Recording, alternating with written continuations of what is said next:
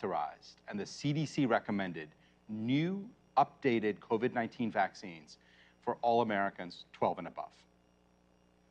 This makes us, the United States, the first nation with new vaccines that match the version of the Omicron variant that is currently dominant both here in the US and around the world. For the first time since December of 2020, these vaccines, our vaccines, have caught up with the virus.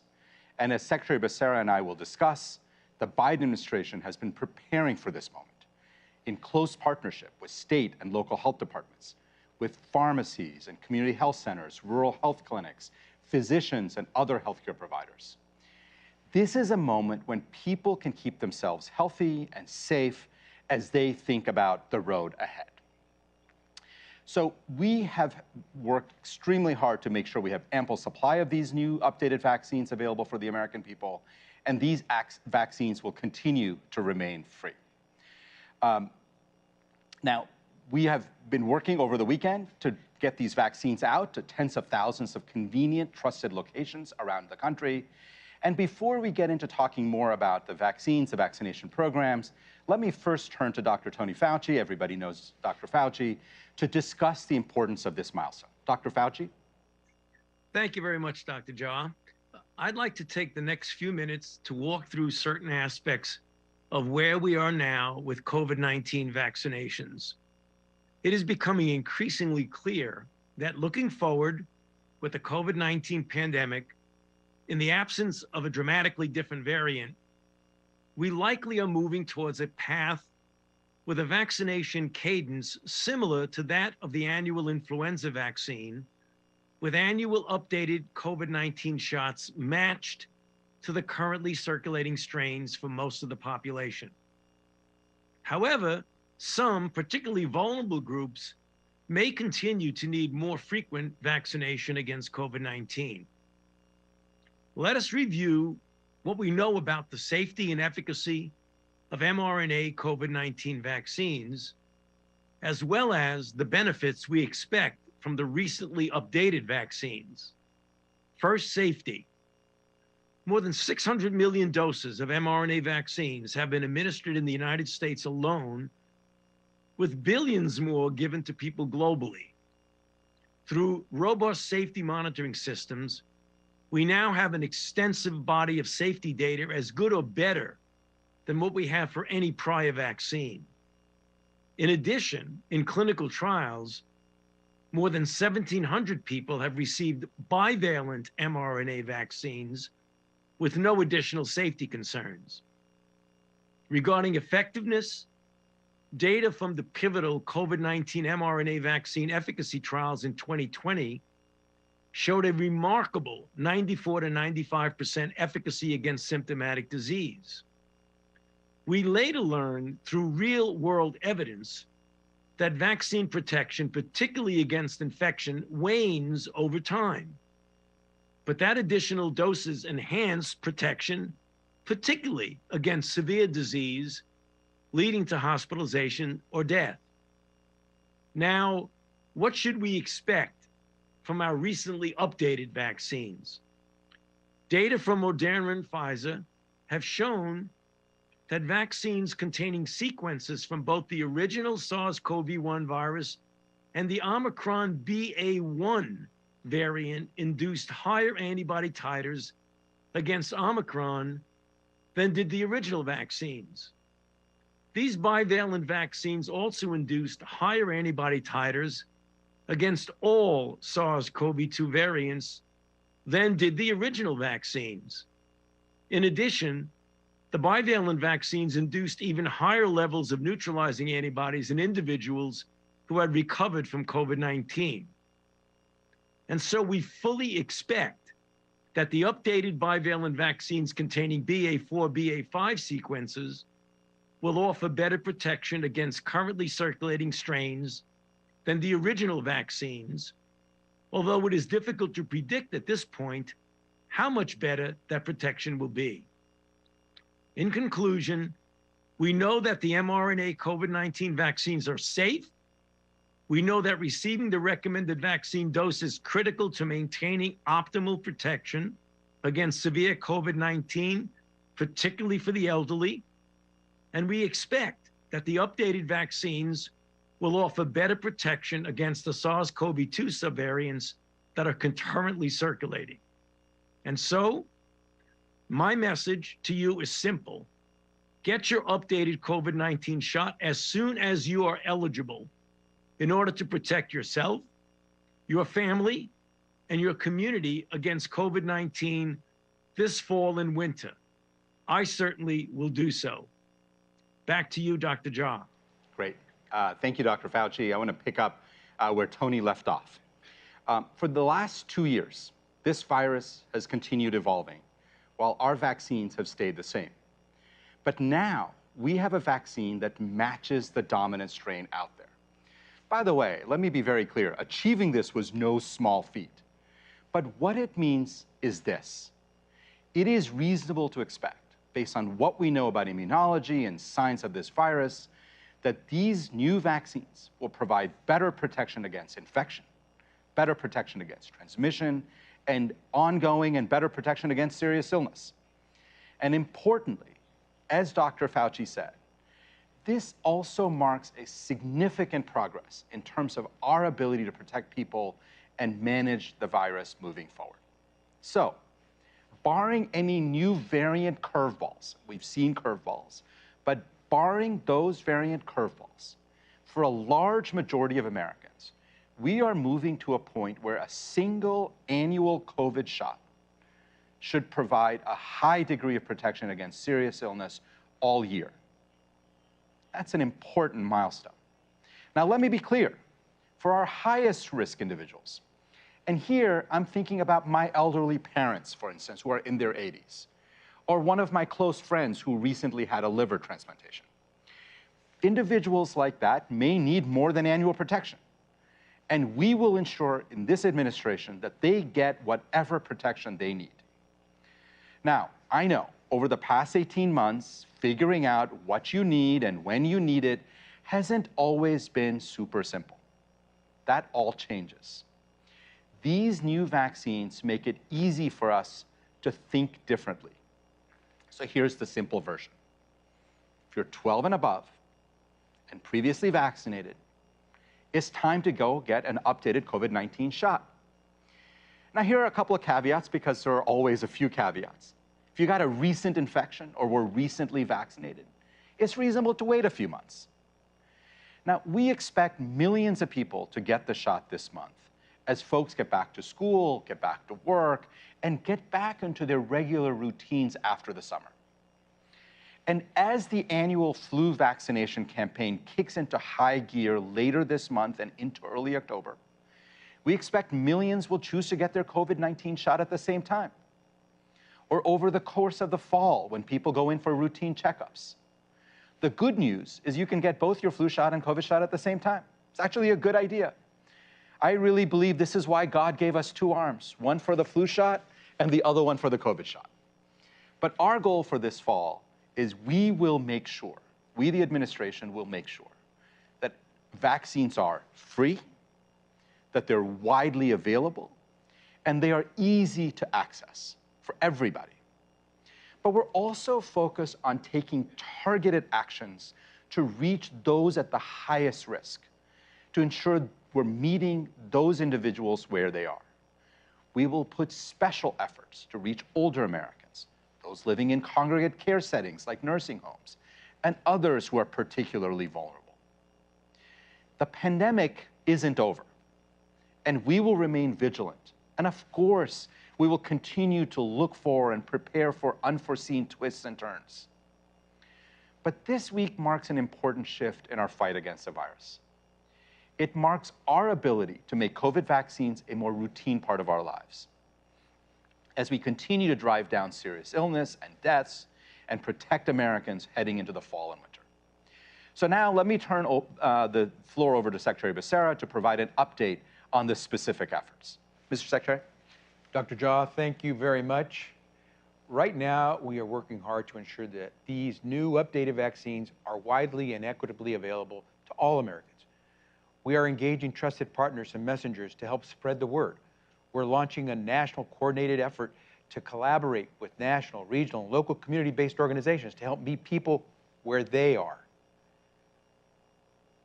We want to make sure that what the work that Dr. Jha, Dr. Walensky, Dr. Fauci, that all of us are doing is clearly having an effect. So we're going to ramp up to get updated COVID-19 vaccine shots nationwide to all Americans.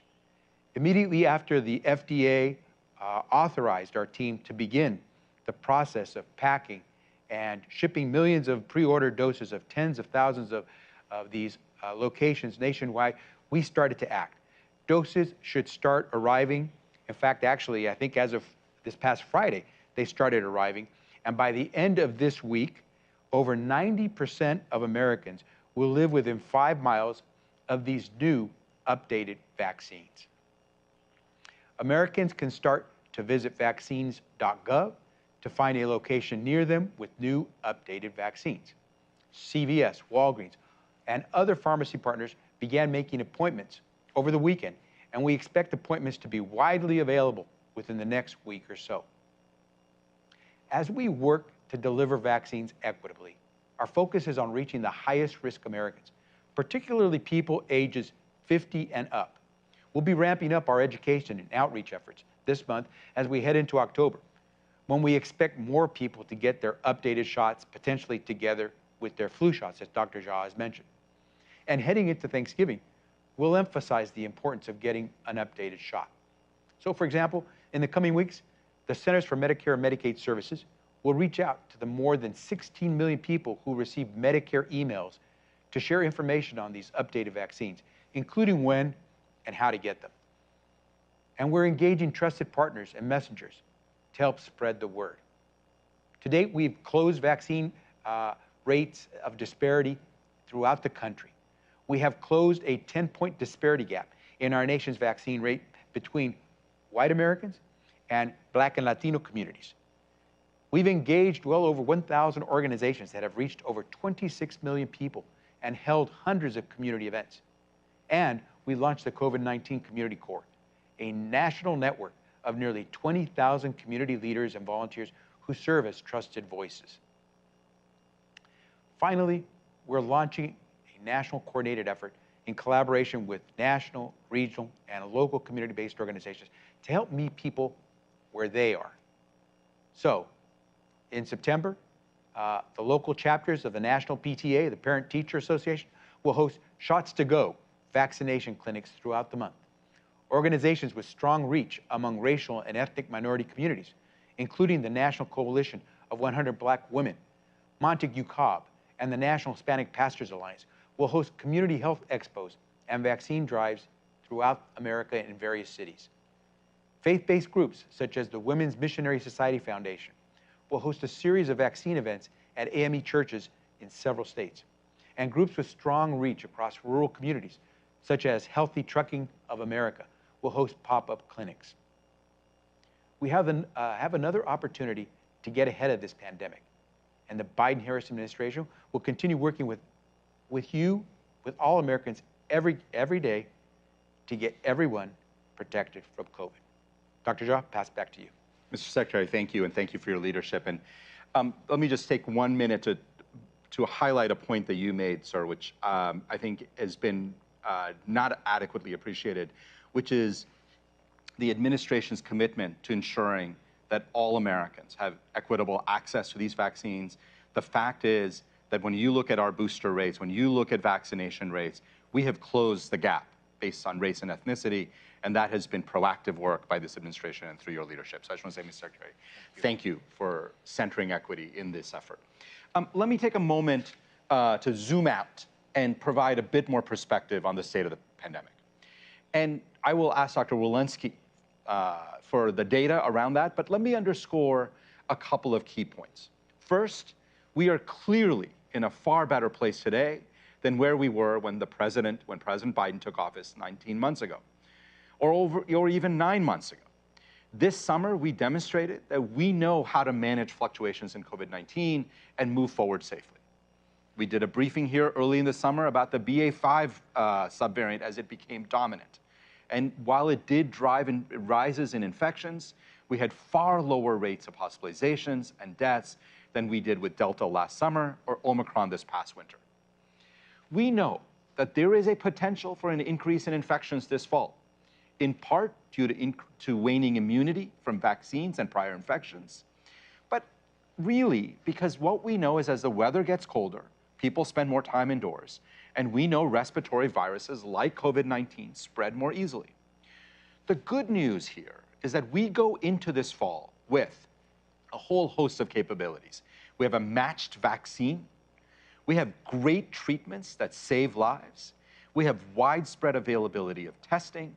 And we have been working diligently with organizations around the country, schools, offices, buildings, to make large improvements in indoor air quality that many, many places have invested in. Obviously, we have much more to do on all of those fronts. But we are at a point where in most instances, we can prevent serious illness and death. We can keep businesses and schools open and running, and we can get people back to a more normal set of routines. But as the president has said from day one, everyone has a part to play. So today, we're calling on all Americans. Roll up your sleeve and get your COVID-19 vaccine shot. If you don't think you need it because you are healthy, do it for your grandmother, do it for your vulnerable uncle, or for your friend. And to state and local leaders and employers and school leaders, please help your communities get vaccinated this fall. Vaccines are not partisan. They are not political. We want everyone in your community, in your business, in your school to stay healthy and safe without disruption. And to our friends in Congress, you have been such great partners for so much of this pandemic. It is now critical that you step up and provide additional COVID-19 funding so we can stay ahead of this virus and help Americans get back to their lives with less suffering and less disruption. Because to protect the progress we have made and to keep moving forward safely, we need everyone to step up. And with that, let me turn it over to Dr. Walensky. Thank you, Dr. Jha. Good morning, everyone. It's great to be back with you today. As always, I'd like to start with walking you through the latest data. As Dr. Jha has mentioned, Omicron continues to be the dominated circulating variant, with the BA.5 sublineage accounting for over 88% of circulating viruses, and BA.4 sublineages accounting for over 11% of the remaining circulating viruses. The 7-day average of hospital admissions is about 4,500 per day, a decrease of about 14% over the prior week. Since April, we have seen a greater increase in hospitalization rates in older adults relative to other age groups.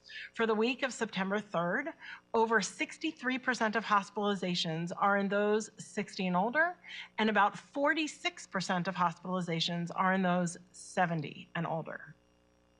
The 7-day average daily deaths are still too high, about 375 per day, well above the around 200 deaths a day we saw earlier this spring, and in my mind, far too high for a vaccine-preventable disease. Data have repeatedly demonstrated that being up to date on your COVID-19 vaccination provides protection against severe illness and death from COVID-19, especially for those most at risk, including those over the age of 50 and others at high risk of severe disease. Additionally, a recent JAMA article also demonstrated that healthcare workers who received 1, 2, or 3 doses of vaccine were less likely to have long COVID compared to those who were not vaccinated. Last week, following FDA's emergency use authorization, CDC's Advisory Committee on Immunization Practices recommended Pfizer-BioNTech updated COVID-19 vaccine for people ages 12 and older, and Moderna updated COVID-19 vaccine for people ages 18 and older. CDC and ACIP recommend that everyone, regardless of the number or type of previous COVID-19 doses, receives a COVID-19 bivalent vaccine this fall. You can receive an updated vaccine dose at least 2 months after your last COVID-19 vaccine dose. As 99% of circulating viruses in the United States are BA5 or BA4, updating our COVID-19 vaccines to match the circulating variants helps us to better be protected against these variants and future variants that might be closely related to Omicron. Getting an updated vaccine this fall will help restore protection that has waned since previous vaccination, and laboratory data suggests that the addition of the Omicron BA4 and BA5 spike protein components may help broaden the spectrum of variants the immune system is ready to respond to. Finally, modeling projections show that an uptake of updated COVID-19 vaccine doses similar to an annual flu vaccine coverage early this fall could prevent as many as 100,000 hospitalizations, 9,000 deaths, and save billions of dollars in direct medical cost. The benefits of being up to date on your COVID-19 vaccines are clear. If you are eligible, I strongly encourage you to get your fall COVID-19 shot. And remember, if you're so inclined, it's perfectly safe and similarly effective to get your flu shot at the same time. Thank you. Now I'll turn it back to you, Dr. Jha. Great. Dr. Walensky, thank you. Let's go ahead and open it up for questions. Kevin. Thank you. First, let's go to Adriana Rodriguez at USA Today. Hi, thank you so much for taking my question. Now that there's, so many an array of vaccine bottle caps, labels, and doses, expiration dates and dilution requirements with, the new vaccines plus the old vaccines that we've been having, there's some concern that this has probably led to some errors and is likely to lead to more with the new vaccines. Is there anything that federal officials or agencies can do to reduce the confusion and ensure that everyone gets the proper dose?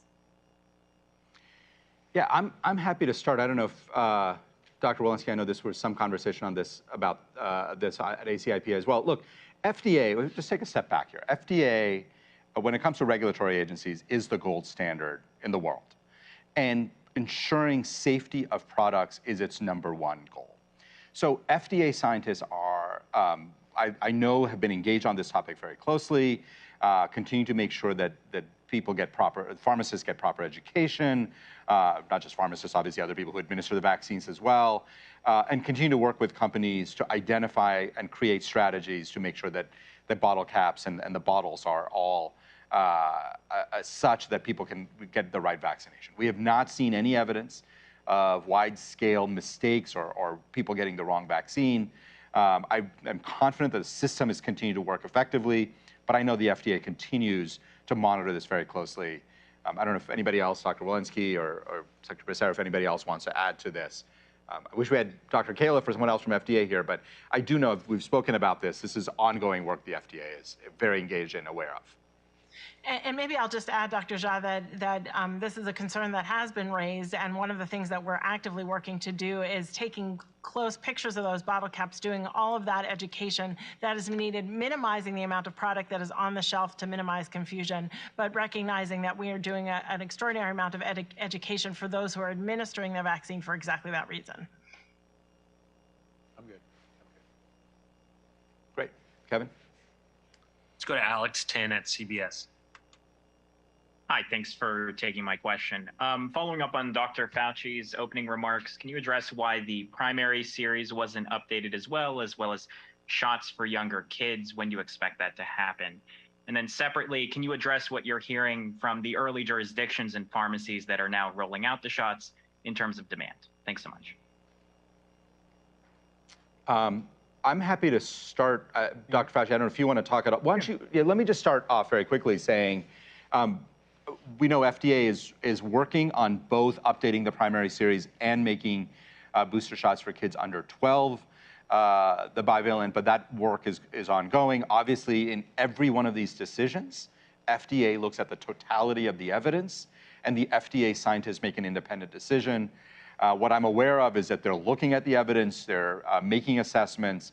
I expect that there may be updates on the booster for kids under 12 at some point later in the fall, but I don't have any specific timeline or specific thing to offer. Dr. Fauci, anything else you want to add to that? Alex, I think what people need to appreciate, although it's very important that we are now matching the new updated vaccine with the circulating, that the original ancestral strain vaccine created a very broad degree of coverage that did very well against many of the variants, as you know, from the D614G to the alpha, beta, gamma, delta, and even Omicron. So we don't want to deprive the population of getting that broad coverage at the same time as we give them the added benefit of a variant specific that's circulating. So I think it's a very positive thing that when you get people to get their primary vaccination, you give them the benefit of that initial broad coverage. So there's a good reason to do that. That's a great point, Tony. Thank you. Next question. Let's go to Betsy Klein at CNN. Thanks, guys. Dr. Jha, as you mentioned, we learned last week that the administration is re-upping its request to Congress for COVID response funding, down just a hair from that $22.5 billion request earlier this year to $22.4 billion. Just wondering if there have been any meetings or communication over the recess that would indicate there's any new appetite for this in Congress. Yeah, what I can say, and again, Mr. Secretary, you may have more to add on this, is that we are obviously in constant dialogue with our colleagues on the Hill, both Democrats and Republicans in the House and Senate. And so they're, I think they know that this request was coming.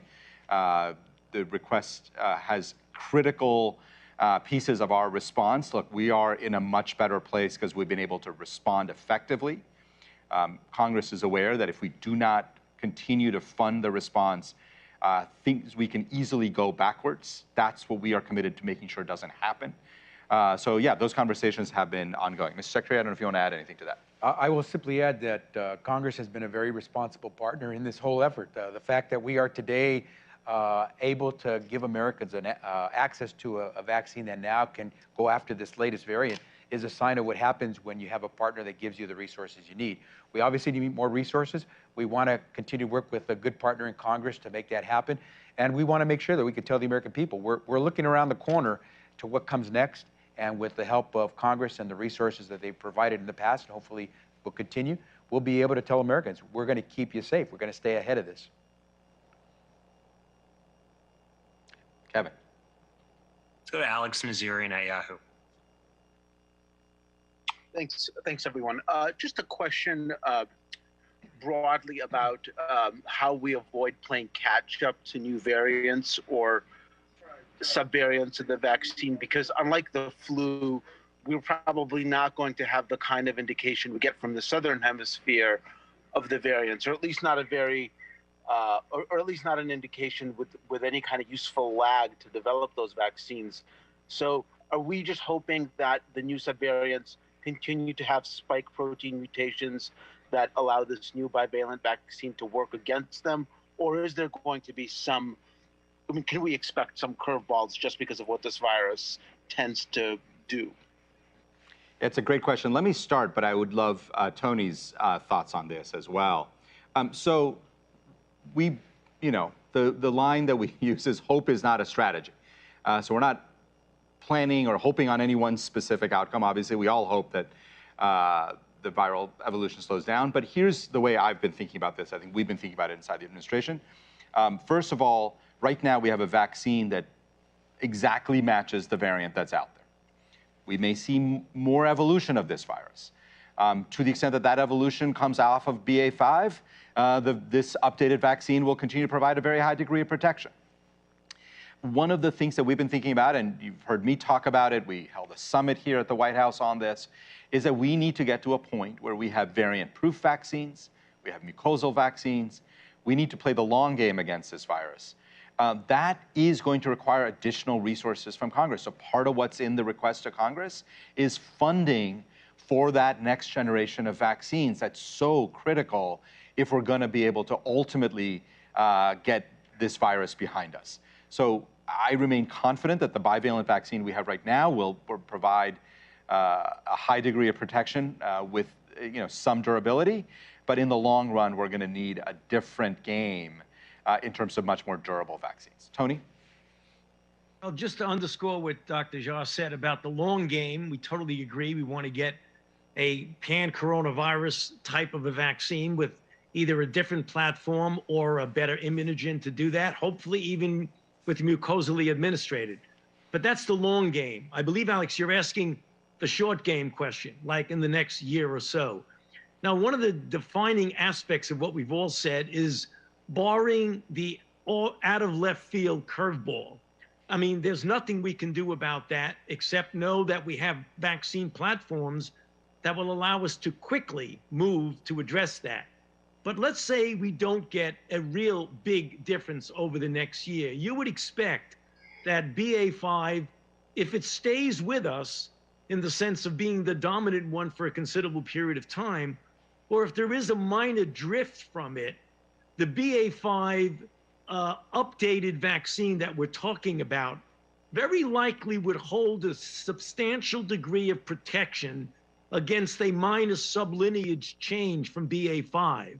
So that's what we're talking about. If we can do that at the end of each year for most of the population, and again, to underscore what we said, for those who have underlying conditions, immunocompromised, we may need to do it more. But for the bulk of the population, we can look at it on a yearly basis and see, are we still close to what we're doing now? Are we matched pretty closely? If so, good. If not, then you'd want to make the modification. Thanks. Great. Kevin.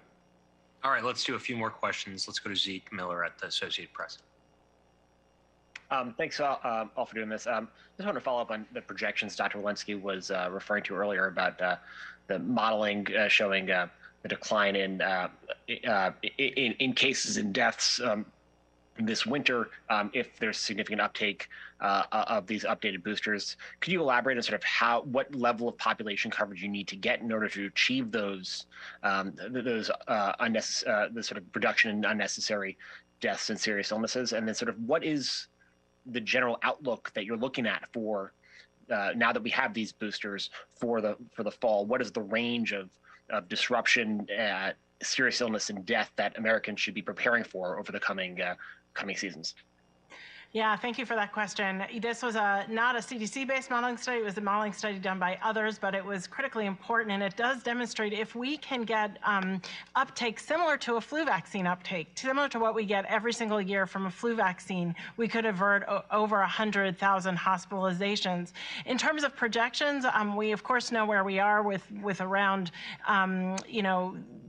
4,500 hospitalizations right now, and many of these projections anticipate what we might see, as Dr. Jha indicated, with respiratory virus season leading to more cases and potentially more hospitalizations. But those projections very much depend on everyone going out and doing exactly what we're recommending, which is getting your updated COVID-19 vaccine now, which can avert all of the challenges that we otherwise might anticipate. And let me just add one more thing to this, because I think it's really important and builds on Rochelle's points. If we think back to where we were 2 years ago compared to where we are today, we have a virus out there that's still circulating, still killing hundreds of Americans every day. We now have all of the capability to prevent, I believe, essentially all of those deaths. Right? If people stay up to date on their vaccine, if people get treated if they have a breakthrough infection, we can make deaths from this virus vanishingly rare. And as I think about the fall and winter ahead, many people are predicting that flu is going to be back after 2 years of being largely away because of all the mitigation. We are looking at an opportunity to prevent lots of people getting infected, lots of people getting sick, stressing our healthcare system at a point where healthcare workers are exhausted. If people go out and get their annual COVID shot. That is the opportunity in front of us. And I think we all, as Americans, have to pull together to try to protect Americans this fall and winter and do what we can to get our healthcare system through what might be a difficult fall and winter ahead. Kevin. Let's go to Lauren Gardner at Politico. Hi, thanks for taking my question. This was addressed a little bit a couple questions ago, but I kind of want to get a finer point on it. Versions of Omicron have been dominant now for 9 months or so, give or take, in the US. So can you explain maybe in more detail for Americans, given the length of time we've had with this lineage of the virus, how does that make you confident enough to say that you think we're heading towards that annual booster cadence for your average healthy American, given that, you also just acknowledged that we never know what kind of curveball we're going to get with this virus and what it can develop into at any given time? Yeah, let me start, and then I'd love it if Tony, you could sort of chime in and fill in the critical details here. We have watched Omicron over the last 9 months. We've watched it evolve. It has taught us a lot about this virus and how it is evolving right now. What we've also seen is, again, taking those high-risk individuals off the table for a second. If you're an average risk person, and if you have stayed up to date on your vaccine, your risk of getting into serious trouble against this virus is really pretty low. If you've stayed up on your, if you stayed updated on the vaccine. I think that gives us a lot of confidence. Now, on the issue of the curveball variant, I always remind people, we have an annual flu vaccine. It holds us in good stead when people get it. We know that there could be some curveball pandemic flu that shows up in February. We always know that that is a possibility. It is a possibility we're going to get some crazy curveball, but it is not, I think, what we plan for what we think is the median, the most likely scenario, but we're always watching for that unusual event. And if that happens, we will address it, and we will adjust to it, and we'll account for it. But I think the most likely scenario is we're going to see ongoing evolution off of BA.5, and we believe that these vaccines should continue to provide a high degree of protection.